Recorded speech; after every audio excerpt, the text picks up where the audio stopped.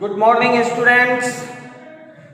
Now we will discuss about equivalent resistance in parallel combination.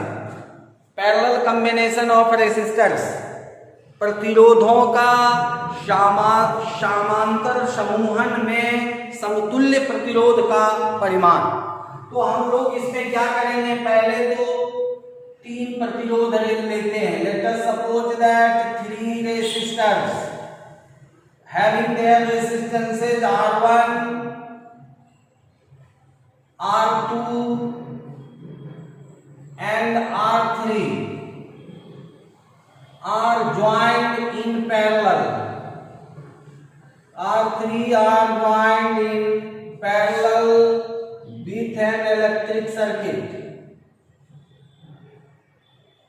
R1, R2 and R3 are joined with an electric circuit through which I ampere of electric current passes. I ampere. Then this is I1, I2, I3. Here also I1, I2, I3, and here magnitude of current is I. Potential V K switch and equivalent potential difference is B for all. हम लोग पढ़े हैं कि समांतर में जब जोड़ेंगे तो सबों का विभवांतर समान होता है। तो पहले लिखेंगे, let us suppose that three resistors R1, three resistors having their resistances R1, R2 and R3 are joined in parallel with an electric circuit through which I ampere of electric current passes. If I1, I2 and I3 be the magnitude of electric current passes through each resistors and V be their common potential difference, then V be their common potential difference, then net amount of current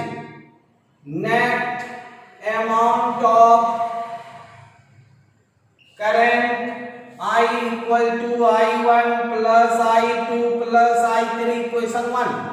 धारा का कुल परिमाण। तो क्या लिखेंगे, माना कि तीन प्रतिरोध R1, R2 और R3 को विद्युतीय परिपथ में समांतर क्रम में जोड़ा गया है। यदि परिपथ से प्रवाहित धारा का कुल परिमाण I हो और इन प्रतिरोधों से प्रवाहित धारा का परिमाण I1, I2 और I3 हो तथा सभी प्रतिरोधों का उभयनिष्ठ विभवांतर कॉमन पोटेंशियल डिफरेंस V हो, तो धारा का कुल परिमाण ये हो गया। धारा का कुल परिमाण I equal to I1 plus I2 plus I3 और ओम के नियम से according to Ohm's law, Ohm के नियम से क्या होगा, I equal to V by RP, where RP is equivalent resistor in equivalent resistance in parallel combination.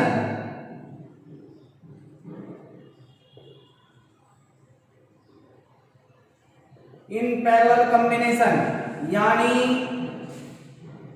RP समांतर क्रम में प्रतिरोधों का समतुल्य मान, समतुल्य प्रतिरोध, and I1 equal to V by R1, I2 equal to V by R2, I3 equal to V by R3. Therefore, from equation 1 समीकरण 1 से 1 का मान दीजिए। 1 में क्या है, I के जगह V by RP, V bye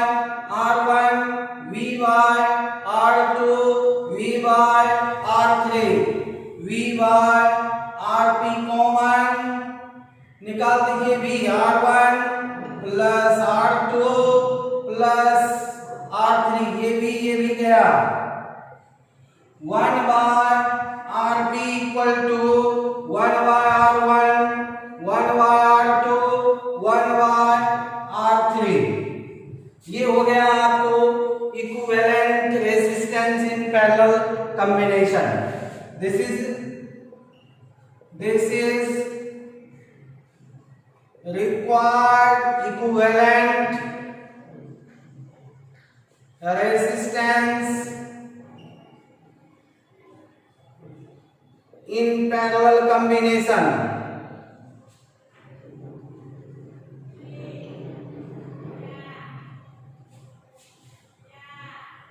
यही अभिष्ट समांतर क्रम में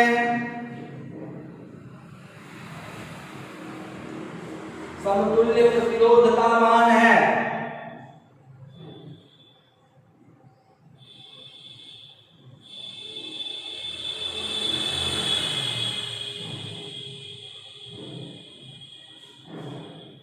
समतुल्य प्रतिरोध का मान है, तो इसमें हम लोग एक चीज आए कि समतुल्य प्रतिरोध का मान जो होगा किसी भी इंडिविजुअल रेसिस्टेंस से कम होगा।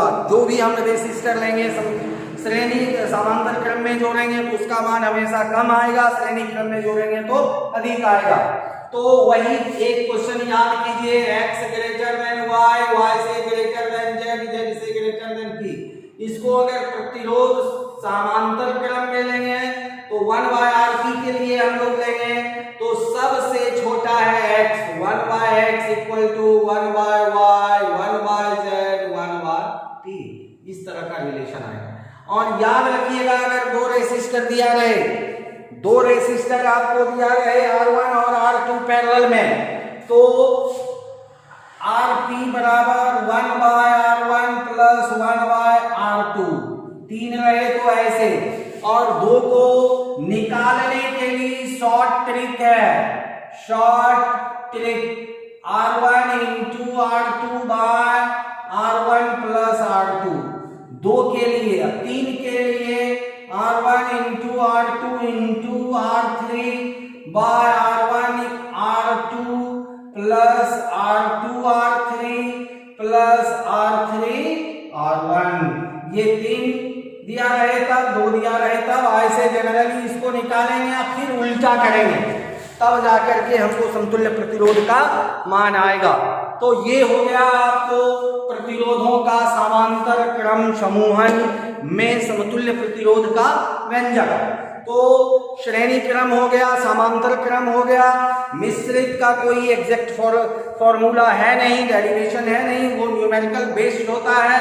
तो उसके लिए बस एक ही चीज ध्यान में रखना है, पहले पैरेलल को निकाल दीजिए फिर सीरीज के साथ जोड़ दीजिए। हम लोग अगले क्लास में न्यूमेरिकल की क्लास में इस तरह का 2-4 न्यूमेरिकल कर लेंगे जिससे आपका वो कंसेप्ट क्लियर हो जाएगा। तो आज के लिए बस इतना ही, इसे आप अच्छी तरह से तैयार कर लें। ये पूछा भी जाता है, प्रूफ भी इसका पूछा जाता है बोर्ड एग्जाम में। तो आज के लिए बस धन्यवाद, thank you and have a nice day.